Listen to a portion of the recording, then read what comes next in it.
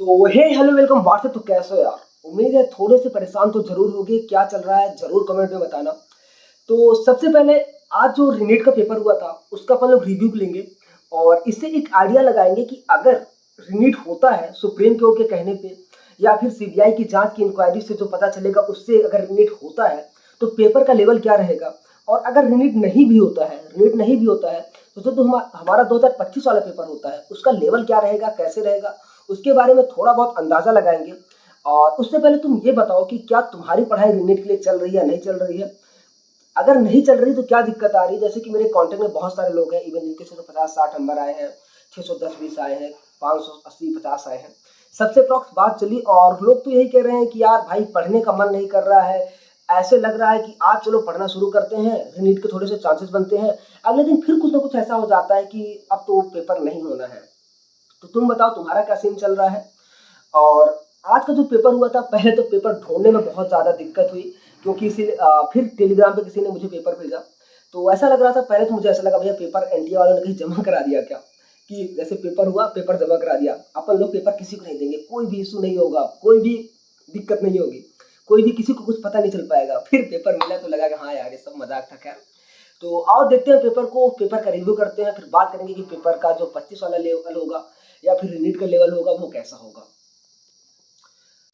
तो यार शुरू करते हैं। जैसा कि मुझे अभी तक यूट्यूब से देख के या लोगों का रिव्यू देख के पता चला है कि जो फिजिक्स का पेपर था एज कम्पेयर टू टफ था और ये वाला जो पेपर है पहले से थोड़ा ज़्यादा टफ था। तो आओ थोड़ा थोड़ा मोटा मोटा क्वेश्चन पे आइडिया लगाते हैं। जैसे कि हमारा क्वेश्चन था, सबसे पहले आ जाता है फिजिक्स पे। ये डायरेक्ट अपन का बर्नौली वाला सवाल है और अपन को यहाँ पे क्या कमेंट करना है, अपन को यहाँ पे काइनेटिक एनर्जी के बारे में कमेंट करना है कि यहाँ पे ज़्यादा होगी या यहाँ पे ज़्यादा होगी। तो ठीक है, डायरेक्ट एनसीईआरटी का सवाल है ये। A metal cube of 5 centimetre charge with 6 Meucci, the surface charge density बताना है अपन को, ये भी सवाल थोड़ा कठिन नहीं है। और the magnetic potential energy when a magnetic movement place perpendicular. ठीक है भैया, ये भी पुराना पीवाईक्यू का ही सवाल है। तो पेपर का लेवल नॉर्मल ही लग रहा है, उतना टफ नहीं लग रहा है। आ जाते हैं अगला क्वेश्चन। जैसे कि अभी मैं सिर्फ मोटे मोटे सवाल ले रहा हूँ क्योंकि पेपर की क्वालिटी बहुत ज़्यादा नहीं है, तो अभी वैसे ही सवाल उठाए जा रहे हैं जो कि अपन को मोटा मोटा पेपर का आइडिया दी जाए। और खैर इसका जब पेपर का पीडीएफ है तुम हमारे टेलीग्राम पे पा जाओगे, टेलीग्राम मैं डिस्क्रिप्शन में डाल दूंगा टेलीग्राम का लिंक। ओके, अगला सवाल है भैया, वी इतना है, आई इतना है, अपन को रेजिस्टेंस में एरर बताना है। डायरेक्ट एनसीईआरटी का सवाल है, सिंपल सा एरर का सवाल है, फिर भी ठीक ठाक है, पहले से तो ठीक ठाक है। एक 12 pico farad capacitor is connected to 50 volt battery, ये 50 वोल्ट की बैटरी से कनेक्ट कर दिया गया है। अपन को इलेक्ट्रोस्टैटिक एनर्जी बताना है जो कि स्टोर हुई है। आराम से फार्मूला लगाओगे, क्या लगाओगे कमेंट करके बता दो, half C B square, okay, या क्यू स्क्वायर बाई 2c जो भी लगेगा यहाँ पे। ठीक है, ये पीवाईक्यू का डायरेक्ट सवाल है, पीवाईक्यू का डायरेक्ट सवाल है, आ चुका है। और ये नीट में तो नहीं आया है, खैर ये सवाल जेई में आया है। ओके, ये सवाल क्या कर रहा है, a particle is moving along x axis, x की वैल्यू दे रही है भैया, इनिशियल वेलोसिटी और इनिशियल एक्सेलरेशन में अपन को रेशियो निकालना है। तो ये भी नॉर्मल सा डिफरेंशिएशन का सवाल है या भी कह दो काइनेमेटिक्स का सवाल है। आगे जाते हैं। आगे जो है एसर्शन रीजन भी आए हैं, तो एसर्शन रीजन 1 और इसे भी एसर्शन रीजन या स्टेटमेंट कुछ भी मान लो, अप्रॉक्स सिमिलर ही होता है दोनों। तो ठीक है भैया, आ जाओ देख लेते हैं क्या है, कमेंट में इसका जवाब बताना। एसर्शन है house made concrete roof overlaid with foam the roof hotter during summer. कह रहा है भैया कि जो कंक्रीट वाली छत होती है, कंक्रीट वो छत होती है और जो उसकी वो फोम बिछी होती है तो छत गर्मी में अधिक गर्म रहता है, गर्मी में अधिक गर्म रहता है। The layer of foam insulation prohibit heat transfer. तो एनसीईआरटी का डायरेक्ट एसर्शन रीजन है, एनसीईआरटी का डायरेक्ट लाइन्स उठा ली गई है। तो इससे अपन को ये आइडिया लग रहा है कि जो अगला वाला पेपर होने वाला है उसके लिए एनसीईआरटी अपन को फिजिक्स में भी पढ़नी पड़ेगी। ओके भैया, image formation needs regular reflection या फिर रिफ्लेक्शन, ये भी डायरेक्ट एनसीईआरटी से ही उठा लिया है। आगे आ जाते हैं भैया, आगे आ जाते हैं। तो अपन को थ्योरी वाले भी सवाल दिख रहे हैं और ये वैसा ही सिमिलर सवाल है जैसे कि वाला सवाल है। Spectral line which correspond to N2 equal to 5-6 दिया है और N1 इक्वल टू 4 दिया है। नॉर्मल सा सवाल है, आराम से बता दोगे, पीवाईक्यू का सवाल है। ठीक है, तो अभी तक जो हमें पेपर का लेवल लगा है मुझे थोड़ा सा ओके ओके टाइप का लगा है। Okay, when the output of OR gate is applied as input to NOT gate, तो भैया R के बाद नॉट लगेगा, नॉट बन जाएगा, एकदम सिंपल सा सवाल है। ठीक है, ओके ओके ओके। तो अगला सवाल YDSC से। YDSC यार मतलब है कि YDSC सवाल आना ही आना होता है, इस पर कोई दो राय नहीं रहती। और ये अपन का PYQ का सवाल है और एम्स में भी आ चुका है, जेईई मेंस में भी आ चुका है। आ जाते हैं अपन लोग, देखते हैं कि जो दूसरे सवाल है, जैसे यहाँ पे लिखा है total equilibrium state of thermodynamic system described bye. तो ठीक है भैया, अब यहाँ से अपन को इतना पता चल रहा है कि पेपर थोड़ा सा थ्योरी के टर्म में टिल्टेड है, लेकिन पिछली बार से थोड़ा सा टफ है, थोड़ा सा टफ है, बहुत ज्यादा टफ भी नहीं है, पिछली बार जैसा ही पेपर है अप्रॉक्स। ओके, अगला जाते हैं। ये फिर से तुम्हारा यूनिट डायमेंशन का क्वेश्चन है। यूनिट डायमेंशन में क्वेश्चन एरर से आया था, दूसरा क्वेश्चन यहाँ पे भी आ गया है, डायमेंशन से आ गया है। तो ठीक है भैया, यूनिट डायमेंशन को इन लोगों ने थोड़ा सा वेटेज दिया है। ठीक है ओके। और फिर से ये थ्योरी वाले सवाल, थ्योरी वाले सवाल अपन को काफी देखने को मिल रहे हैं। ओके, अगला जाते हैं। ये सीधा पोलराइजर का सवाल। तो YDSC को इन्होंने दो सवाल दे दिया है। और अगला देखो, ये सीधा NCERT की लाइन्स है। और ये जो बी वाली लाइन है, ये तो अभी अपना नीट का PYQ है कि जो अल्फा रेज है ये हीलियम न्यूक्लियाई होता है क्या। तो सब पेपर मुझे थोड़ा सा ओके टाइप में लग रहा है। ये फिर से तुम्हारा सेमीकंडक्टर से दूसरा सवाल। वो पिछला वाला सवाल भी सिंपल था, ये वाला सवाल ये अप्रॉक्स मुझे सिंपल ही लग रहा है। अगला स्टडी करंट की बात कर रहा है, और गैल्वेनोमीटर से भी सवाल है। तो पेपर बहुत ज्यादा टफ नहीं था, पेपर एक्सपेक्टेड ही था, लेकिन हाँ पिछली बार से तो थोड़ा सा पेपर कठिन करेंगे ही। आ जाते हैं केमिस्ट्री के बारे में, केमिस्ट्री में रिव्यू देते हैं, केमिस्ट्री का पेपर कैसा था। कह रहा है correct order of atomic radius. Normal सा सवाल है भाई, नॉर्मल सा सवाल है। अब ये रेट ऑफ रिएक्शन की मतलब ऑर्डर की बात चल रही है, तो ये भी ऐसे बहुत सारे सवाल आए हैं। स्टेटमेंट आराम से। बेयर रीजेंट के बारे में पूछ रहा है, NCERT की डायरेक्ट लाइन है। तो ऑर्गेनिक वगैरह में NCERT बहुत अच्छे तरीके से पढ़ना है। और ऑर्गेनिक में जहां जहां से स्टेटमेंट बन रहा है, सबसेंशन बन रहा है, उसे अपन लोगों ने वीडियो में कवर किया है, तो जाके देखना, प्लेलिस्ट बड़ी होगी बहुत अच्छे तरीके से। और NCERT बुलेट पॉइंट भी करके देख रहे हैं, जिसमें NCERT की एक लाइन का फिल इन द ब्लैंक, जो हिडन लाइन तुम छोड़ सकते हो, सब कुछ कवर कर दिया मैंने। आगे जाते हैं। तो ठीक है, पेपर का लेवल मुझे अच्छा लग रहा है। ये केमिस्ट्री भी तो ठीक है, पहले वाले पेपर से ठीक है। लेकिन हाँ एक बात है, एक चीज देखने को मिलेगा कि NCERT को उन्होंने कहीं पे भी नहीं छोड़ा है, लेकिन पेपर 25 के लिए थोड़ा सा ज्यादा टफ बनाना पड़ेगा अगर अपन को कट ऑफ गिराना है तो। अगर ये वाला पेपर रहता जो अभी मुझे दिख रहा है, और पेपर लीक ना होता, तो फिर से कट ऑफ अपने की 600 से 605 610 के बीच में रहती। और जो इस साल पेपर हुआ है, इसकी भी कट ऑफ 610 से 620 तक रह सकती थी, लेकिन लीक हो गया, इस वजह से पेपर की कट ऑफ हायर चली गई। तो अब जो अपन लोग को डर लग रहा है, IUPAC से भी एक सवाल आया है, NCERT में सेम ऐसे सवाल दिए हैं, ढेर सारे सवाल दिए हैं। इथाइलिन के बारे में कमेंट करना है, हेक्साडेंटेड लिगेंड है। कुछ सवाल अच्छे आए हैं, कुछ सवाल मॉडरेट आए हैं, कुछ सवाल इजी आए हैं। तो पेपर का थोड़ा सा जो लेवल है बैलेंस टाइप का मुझे लग रहा है। इसके बाद आ जाते हैं, थोड़ा सा बायो पे बात करेंगे। लेकिन अगर ये पेपर अगले साल रहता, जैसे कि 25 को लग रहा है कि भाई बहुत सारे लोग बोल रहे हैं कि यार भैया मुझे तैयारी नहीं करनी, अगले साल पेपर जो लेवल है कट ऑफ जाए 650 जाती है, फिर क्या होगा। तो यार मुझे नहीं लग रहा है कि अगली बार पेपर का लेवल या कट ऑफ 650 जाएगा, क्योंकि कहीं ना कहीं वो पेपर को थोड़ा सा टफ बनाएंगे। एज कम्पेयर टू पेपर को थोड़ा सा टफ बनाना तो लाजमी सी बात है, क्योंकि जिस हिसाब से कट ऑफ गया है यार, पेपर का वो लोग ध्यान रखेंगे।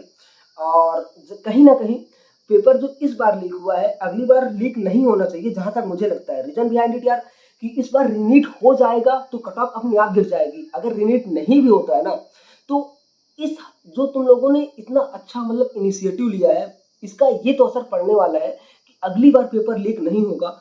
थोड़ा बहुत तो होता ही रहता है, तो उस पर अपन लोग बात नहीं कर सकते हैं। आ जाओ फिर से देखते हैं, पूरा NCERT की लाइन से NCERT के स्टेटमेंट भर दिए हैं। पिछली बार के कंपेयर में थोड़ा सा पेपर लेंदी रहा है, डायरेक्ट NCERT का कन्वर्जन दे दिया है। अभी इस पेपर को अपन लोग फिजिक्स, केमिस्ट्री, बायो सारे पेपर्स को PYQ से मिलाएंगे, उसका वीडियो लाएंगे कि PYQ से कितने सवाल डायरेक्ट आए, कितने सवाल मैच करते हुए आए, NCERT से कितने सवाल मैच करते हुए आए। तो इसके लिए अपन लोग ग्रुप, तुम लोग कॉन्टेक्ट रहना, सब्सक्राइब कर लेना, और टेलीग्राम सब्सक्राइब कर लो अपन का। Glycogen is similar to amylose in structure. अगला, glycogen is found in yeast and fungi also. तो यहाँ पे बायो और केमिस्ट्री दोनों को मिला के अपन के पास सवाल है।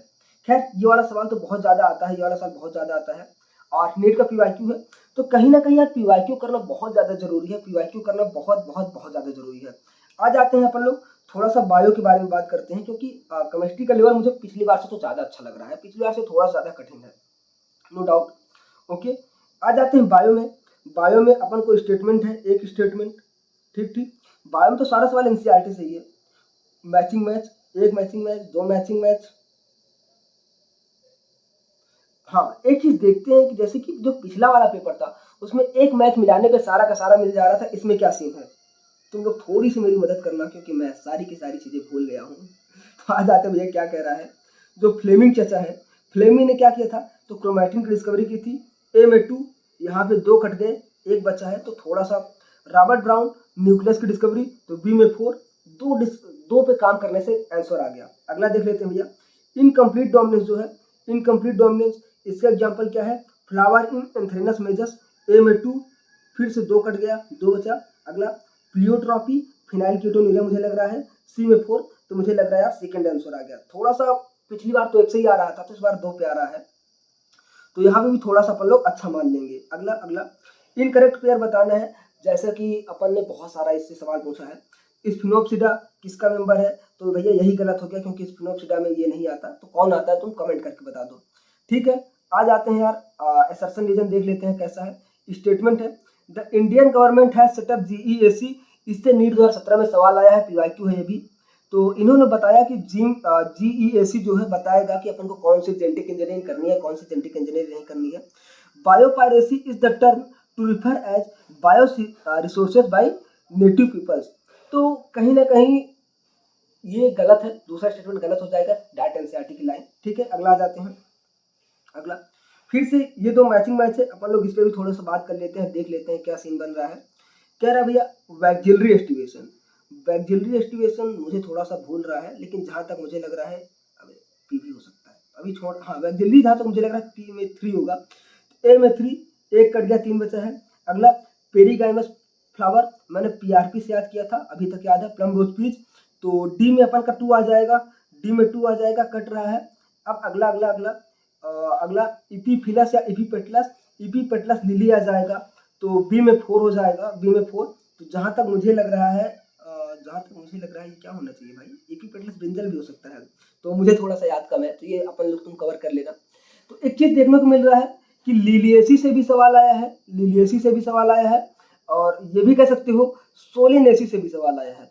तो लिलियेसी से भी सवाल आया है, सोलिनेसी से भी सवाल आया है। तो जो अपन लोग का ये था कि रिड्यूस सिलेबस, तो रिड्यूस सिलेबस से थोड़े बहुत सवाल पूछे गए हैं। अगला जाते हैं यार, चाइना रोज की बात कर रहा है, चाइना रोज में एग्जाइल प्रेजेंटेशन, एचएलसीटी से याद किया था मैंने, एचएलसीटी से याद किया था। तो ए में 3, ए में 3, 2 ऑप्शन कट गए। अगला क्या नाम है, मेरीगोल्ड, मेरीगोल्ड, ओके, और प्रिमरोज डायंथस, प्रिमरोज डायंथस हो जाएगा, ठीक है। प्रिमरोज डायंथस किसका एग्जाम्पल था भाई, अपन ने कैसे याद किया था, फ्री सेंट्रल से याद किया था। तो सी में 1 हो जाएगा जहां तक मुझे लग रहा है। तो ऐसे करके 2 लगाने सही हो गए, एज कम्पेयर टू थोड़ा सा पिछली बार से थोड़ा सा ज्यादा एफर्ट करने को मिल रहा है। ऐसे आ जाओ, 2 अपन लोगों ने 4 मैचिंग मैच कर लिए थे, 5 6 7, 7 मैचिंग मैच हो गए हैं भैया। आ जाओ यहाँ पे भी थोड़ा सा सवाल देख लेते हैं, कॉम्प्लेक्स के बारे में पूछा है, तो भैया कॉम्प्लेक्स 1 क्या है, अब यहाँ पे क्या है, कॉम्प्लेक्स 1 शायद अपन का था NH2 था, NH2 था, तो ए में 1 हो जाएगा, ए में 1 हो जाएगा, तो यहाँ पे 2 ऑप्शन मिल रहे हैं, ओके। जो 2 था मुझे लग रहा है सक्सिनेट डिहाइड्रोजिनेस था, तो 2 में क्या हो जाएगा, बी में 4 हो जाएगा। तो ठीक है, अपन को इतना कहने को मिल रहा है कि थोड़ा बहुत, जैसे कि पिछली बार सिर्फ टिक लगाने से एक मिला लो सारे मिल जा रहे थे, इस बार उतना तो नहीं मिल रहा है। तो कहीं ना कहीं थोड़ा सा पेपर का लेवल जो है टफ है। 8वां मैचिंग मैच हो जाएगा ये अपन का, 8वां मैचिंग मैच, 9वां मैचिंग मैच, ओके, 9वां matching match, 9 matching match, 9 matching match, 10 matching match, 11 match, 12 13, अच्छा यहाँ से भी सवाल दे दिया, 14 मैचिंग मैच, ये अरेंज करना है तो इसको मैचिंग मैच समझ लेते हैं, 15 matching match, 16 match, 17 match, 18 match. जो मैच वाले सवाल होते हैं पेपर के लेवल को थोड़ा सा टफ तो ले जाते हैं यार। 18 मैच, 19 मैच, 20 21 22 23 24 25 25, मतलब 26 इसको भी ले लेते हैं मैच में, 27 match, 28 match, 29 match, 30 match, 31 matching match,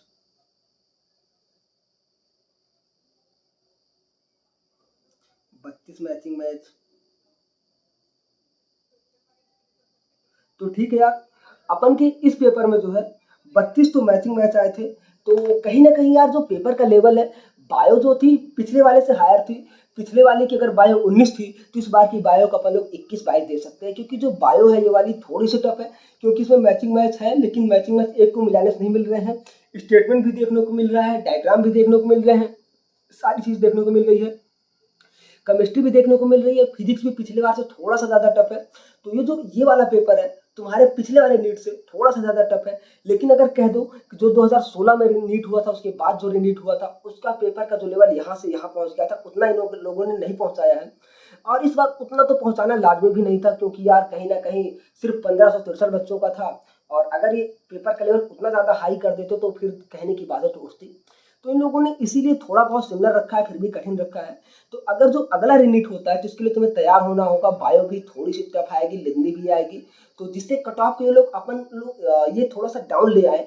तो ऐसा मुझे लगता है। फिलहाल देखते हैं कि जो 25 का पेपर होगा वो उसके लिए तुम्हें डरने की जरूरत नहीं है यार, तुम्हें तैयारी करने की जरूरत है, अपना हिम्मत संभालने की जरूरत है, हौसला संभालने की जरूरत है। पेपर अगर टफ बनाएंगे और पेपर लीक नहीं होगा तो कट ऑफ वही 600 से 610 ही रहेगी। फिर सवाल ये उठता है कि भैया क्या गारंटी है कि पेपर लीक नहीं होगा, तो इस बारे में मैं क्या ही बोलूँ यार। खैर, किस्मत है। जैसे कि मैं लोगों से बात करता हूँ तो लोग कहते हैं यार कि हम लोग बहुत सही टाइम पे निकल आए। तो ये तो बहुत गलत है। देखते हैं क्या होता है, कैसे होता है। तो जुड़े रहते हैं यार, जो भी होगा अच्छा होगा, लगे रहते हैं। खैर क्या ही बताएं। तो अच्छे से मेहनत करते रहो यार, और लेकिन कहीं ना कहीं तैयारी तो करनी चाहिए यार, क्योंकि एक साल गुजर जाएगा, एक साल बेकार चला गया वो अलग बात है, लेकिन बात इतनी सी यार, टूटे हुए सपने बहुत ज्यादा दुख देते हैं। तो तैयार रहो, इसके बाद मिलते हैं फिर नेक्स्ट वीडियो में। Bye bye.